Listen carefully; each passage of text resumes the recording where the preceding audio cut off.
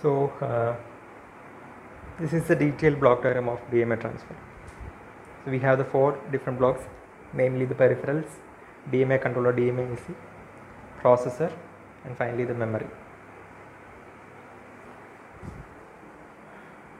Our aim is that the peripherals will have to access the RAM directly through DMAC. So the sequence of operation just mentioned here. So initially the peripherals will be sending a DMA request to the DMA controller through this line. DMA request, you can see that here. DMA request will reach the DMA controller, DMAC. Now DMAC or DMA controller will inform this request to the processor through BR, bus request. You can see a BR line over there. BR in the line DMAC. You can see line over here, BR. Through this BR line, DMAC will inform about this request to the processor, and processor will return will send BG. BG is bus grant. BR is bus request and BG is bus grant. Through bus grant, it will inform that it has stopped its control over the processor bus. Okay.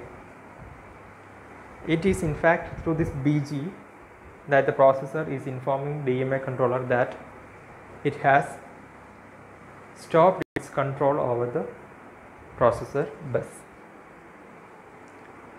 Now you can see read and write RDWR signals in our notations. We can see that in RAM, processor and DMAC. DMAC il kanam RDWR, processor RDWR undu. RDWR, you can see that in RAM also. So these lines buses depending upon the value of BG. BG value ansarichana communication. Suppose the value of BG is equal to 0.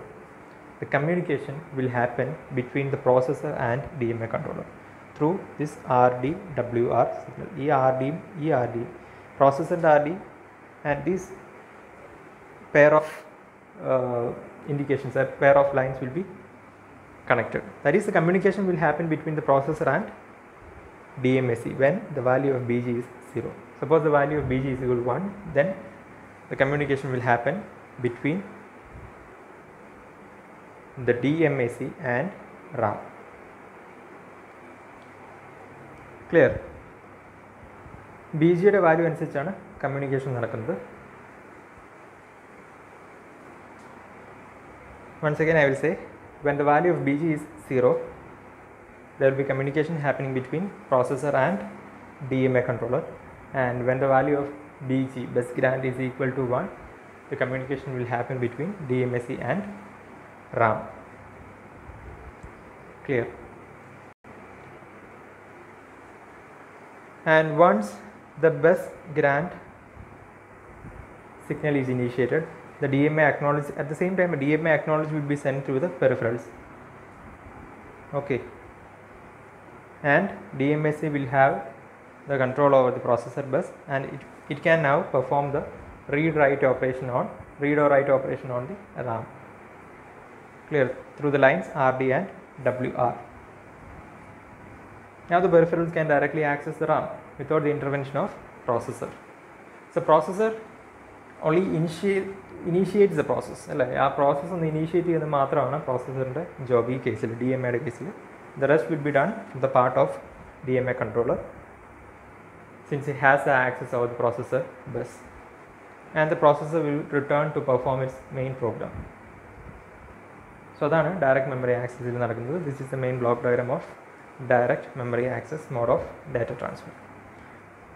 Hope it's clear for you. Thanks.